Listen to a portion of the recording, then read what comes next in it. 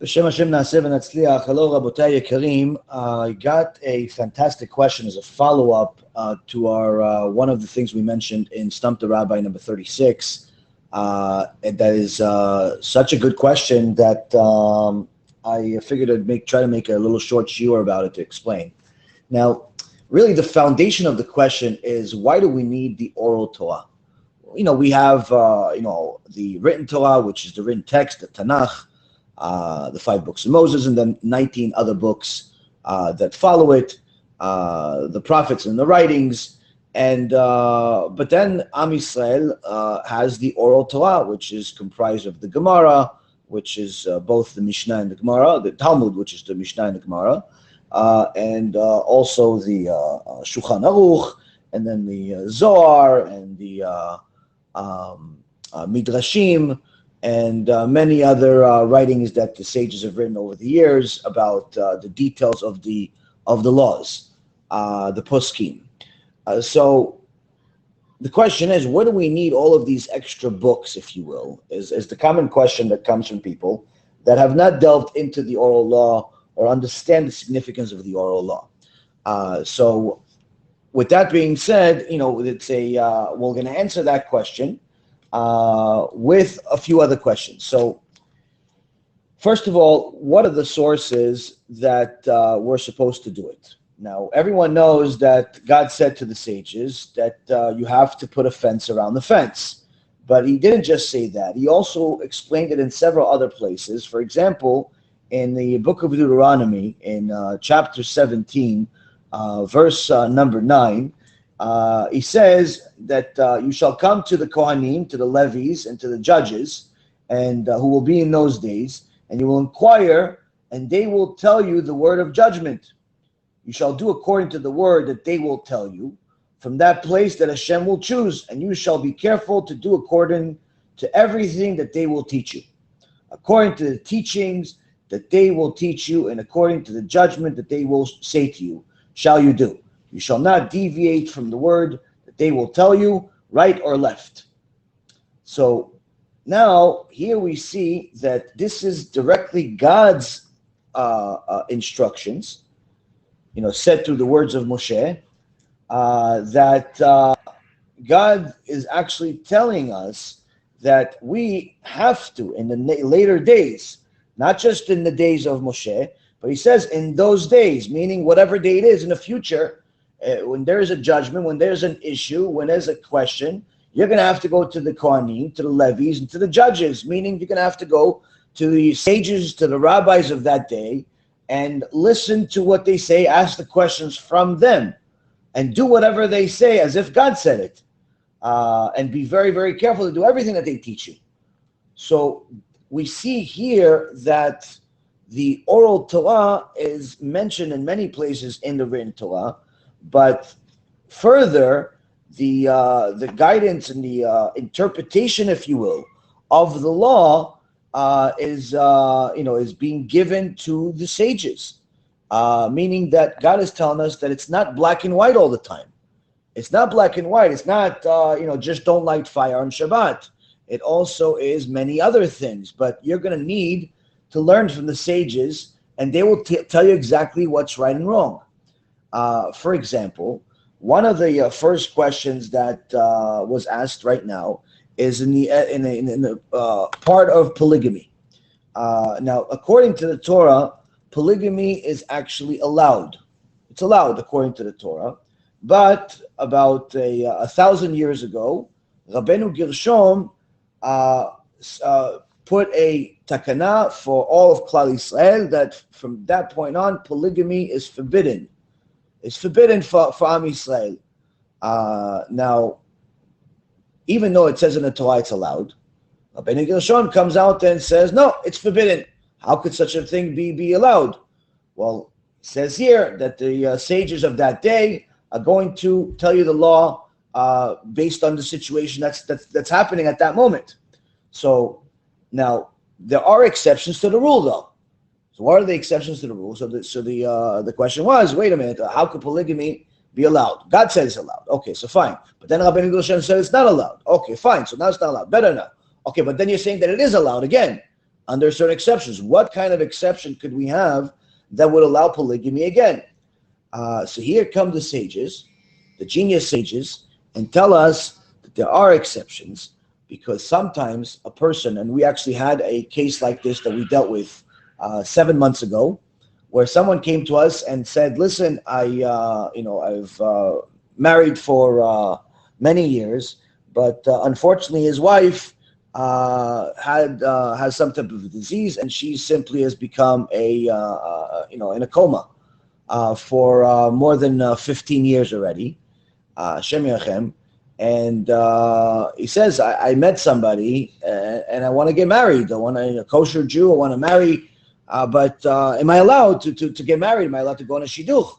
And we said, yeah, you have to get a written permission, psak, special psak just for you from the Beit Din, and go to the head Beit Din of Eretz Yisrael, and once they write it, you'll have it. So long story short, he went to the Beit Din in Eretz Yisrael, Rabbi Yitzchak Yosef, I believe it was, the Rishon LeZion, or it may have been the other side. But either way, the Beit Din of Eretz Yisrael says, yes, since there's verification from the rabbis that his is rabbi in where he lives, that and the doctors and the medical records showing that this, the wife is simply not functioning, so therefore he cannot divorce her because he cannot give her a get. So to leave him by himself is not the right thing to do. So therefore they gave him a permission to get married. Now, in essence, technically that means that right now he is married to two women. He's married to two women. So that's an exception. That's an example of an exception that was made that allowed polygamy today, right now. So now the point being here is that shows what Hashem was telling us here in the book of Deuteronomy, that you have to listen to the sages of that day, because they're going to be able to interpret the law and tell you exactly how to apply to a case-by-case basis, because not everything is so simple.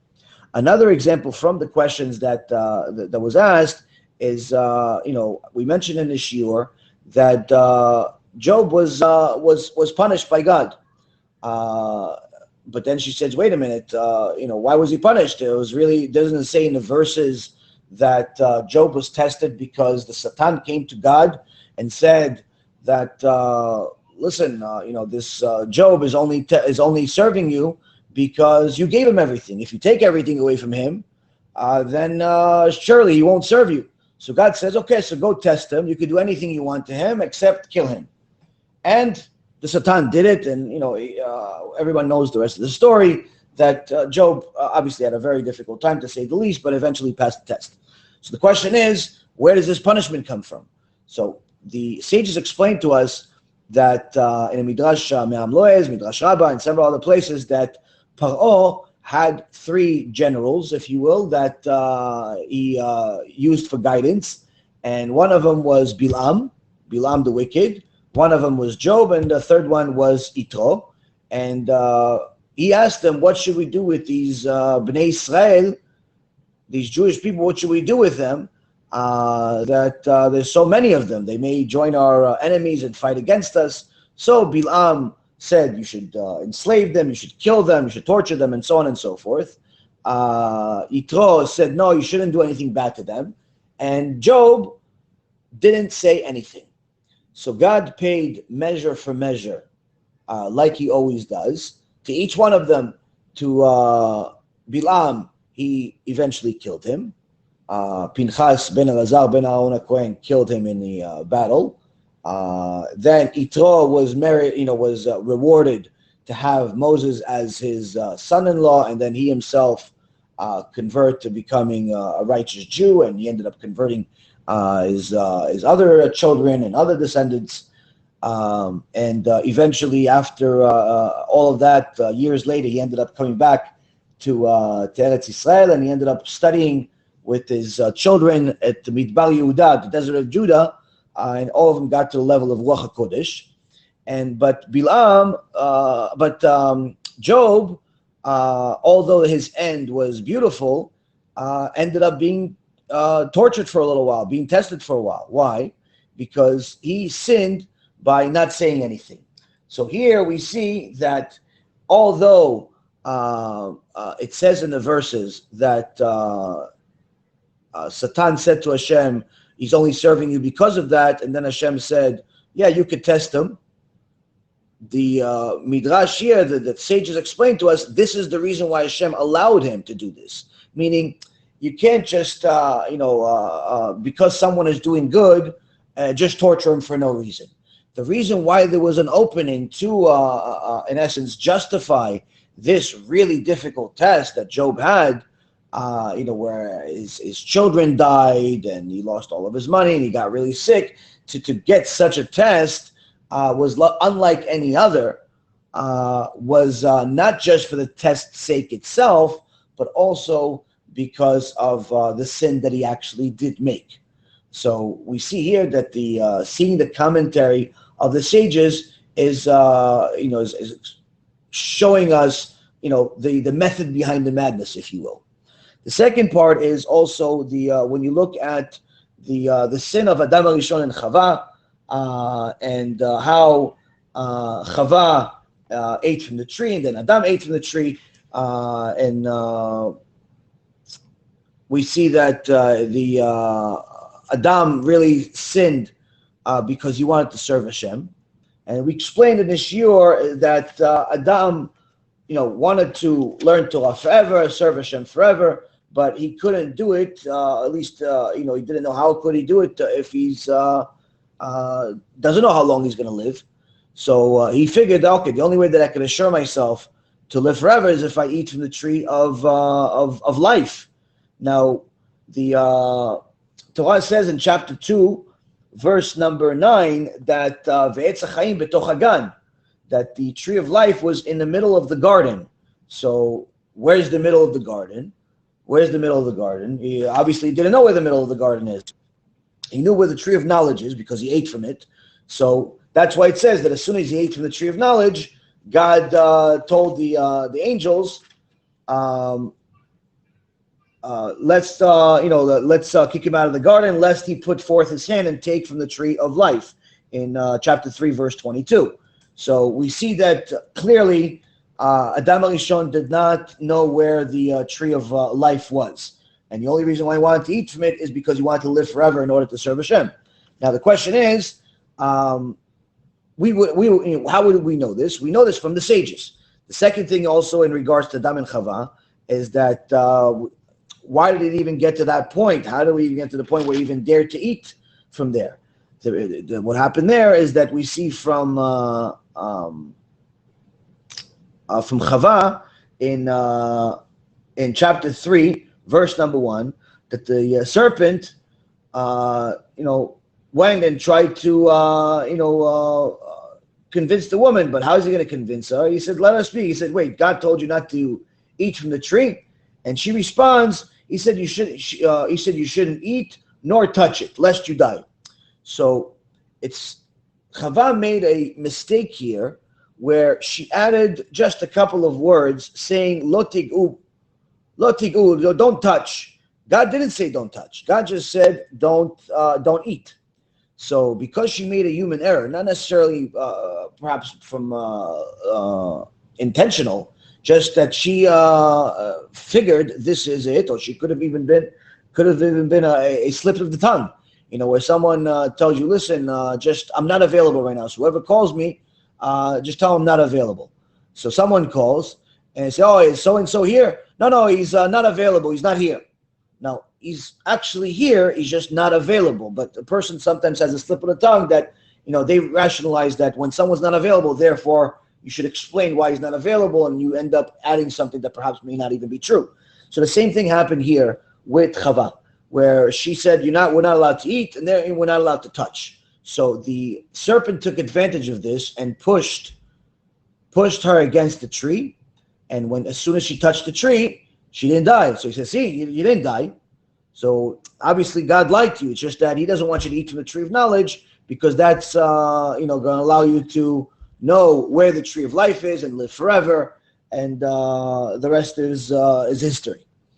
So here the sages explain to us that that minor mistake of her not staying to the word itself, and the fact that she added a few words led to the error.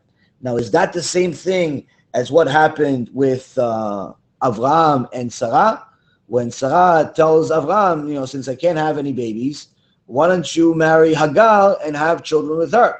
Now, on the plain, simple aspect of it, if you look at it, this doesn't seem like it was such a good decision. Why? Because look what happened. The children of Hagar are torturing us today, the Ishmaelim. So maybe there was a mistake.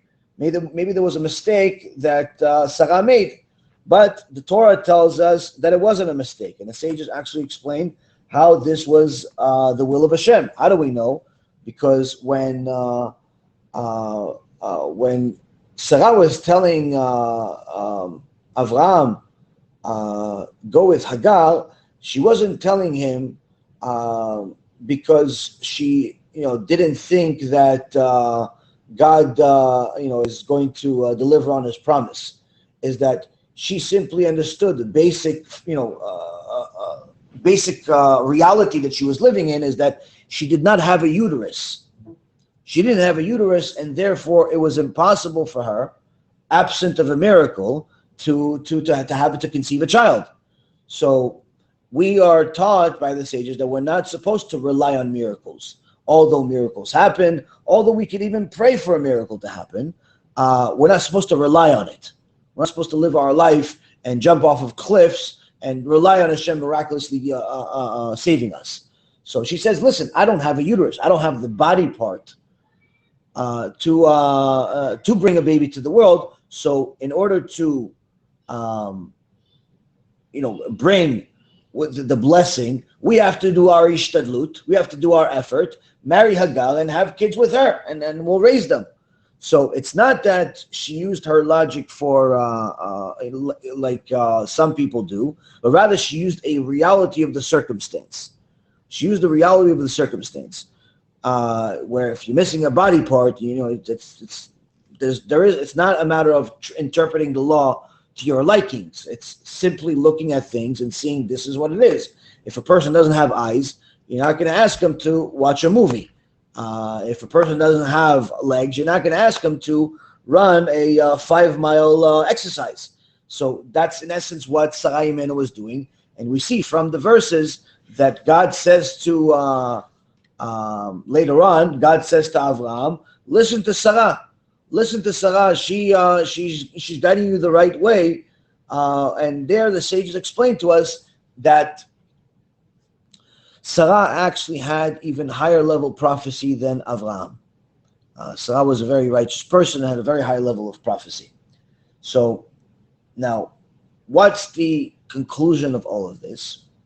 Is that we see here that all of the stories, the plain, simple meaning of the stories, if you just read the verses by themselves, without the commentary, without the sages adding the details, the behind the scenes, are simply, just something that you cannot understand, the rational behind it.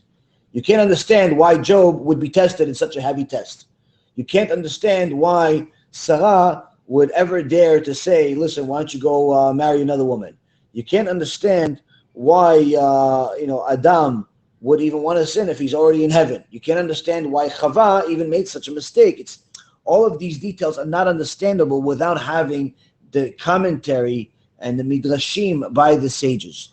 And this is a big part of the Oral Torah. And in essence, this is part of the fence around the fence. How so? You see that the sages explained to us that the Oral Torah was already given to, from the beginning of time. From Adam HaRishon already had the Oral Torah. And Avraham, Yitzchak, and Yaakov had the Oral Torah. And Moshe Rabbeinu got the Oral Torah and the different parts of the Oral Torah, the laws and so on. But Hashem, the Gemara in Masechet Chagiga and also in Masechet Sotah, 2 tractates explain that at Mount Sinai, Moshe Rabbeinu got Not all the details to the extent where it was yes and no for everything, but rather he got the body of the law, and Hashem left a certain part of it open-ended in order for the sages to toil over the Torah, to learn it, and in essence, get to the truth by toiling, by their efforts, in order to make them partners in the Torah. Because when you make somebody a partner in something, they care a lot about it, much more than they would if they're simply an employee. Same thing of how he created man with uncircumcised, and having to do a circumcision as a Jewish person, circumcision on the 8th day. If you need the person circumcised, why create him with uncircumcised? Because Hashem wanted to make man a partner in the creation, if you will. Same concept with the Torah itself, where a part of the law, the foundation of the law, he gave to Moshe Rabbeinu, he gave to Avraham, Yitzchak, Yaakov, to everyone. But the certain details of the law, he left it to the sages. He left it to us to learn and toil in order to get to the truth that way. Now, one of those laws is that the oral Torah itself, all of what I just said, was transmitted orally. That's why it's called oral law. And it was actually forbidden for us to write it. It's forbidden for us to write it. So from the time of Moshe Rabbeinu until Rabbi Yehuda Nasi, you're talking about well over 1,000 years, something like around 1,000 years or so. All of this was transmitted orally. There was nothing written down because you were forbidden from writing it down. But then at the time of Rabbi Kadosh, Rabbi Yehuda Nasi, Rabbi saw that the law is being forgotten because of all the persecution and also the degradation of the generations, where each generation is less intellectual, less capable than the one before it. So he saw that now it's in our hands to preserve this law. But the only way to preserve this law is by using the law to interpret certain things, which is, it was supposed to be oral law for the generations that were capable of doing it, capable of preserving it orally. But now that he sees that things are not being preserved, things are being forgotten, in order to preserve the law itself, he in essence said, okay, there is a permission in order for the sake of the Torah, not for the sake of people or even for the sake of his likings or anybody's likings, but for the sake of the Torah itself, we have to now write down the oral law. Something that was in essence forbidden for previous generations is now allowed for this generation because it's for the sake of preserving the law, not changing the law, not modifying the law, not adapting the law because of any reason of desires per se, but rather in order to preserve the law, they had to write down the law. So, and that's how we have all of these books. There's countless books that we have for Am Yisrael. So here we see that this decree that God gave to Am Yisrael in the book of Deuteronomy that we mentioned, where you have to go to the judges, to the levies, to the Kohanim, and of that day, and they will help you. That fence around the fence, we see that fence around the fence is not just simply saying allowed, not allowed, but also for the sake of preserving the entire Torah itself. Because if it's not for the oral law, we would not understand anything at all from the written law, from the written Torah. We wouldn't understand how to read the verses because the part of the oral law is the vowel system. We wouldn't understand why Job was tested. We wouldn't understand why the Adam Arishon was tested, why Sarah made the decision that she made. We wouldn't understand, quite frankly, anything. We wouldn't understand what does it mean to keep Shabbat, because the details of keeping Shabbat or keeping kosher or keeping family purity, nidah, or keeping pretty much any law, any one of the 613 commandments that Am Yisrael has to keep, we wouldn't understand any of them. We wouldn't know how to do them. Not just not understand them, we wouldn't know how to do them because it doesn't say how to keep Shabbat. It just says don't light fire. But we know that that's it. If you don't like fire, so that means that you can do a lot of other things? No. So the oral law explains that part. So, but the only reason why we have the oral law the way we do today is because of that fence around the fence, which in essence allowed Rebbe Kadosh and then everyone thereafter up to today to write down the oral law. So even the notes that a person takes today after they read a Sefer Torah, or they read when they watch one of our shiurim or anything like that, when you write notes, that actually becomes part of the oral law. That becomes part of the Oral Torah, meaning. So when you write a book that's connected to the Torah, that becomes part of the Oral Torah. So the point is that all of this note-taking was forbidden.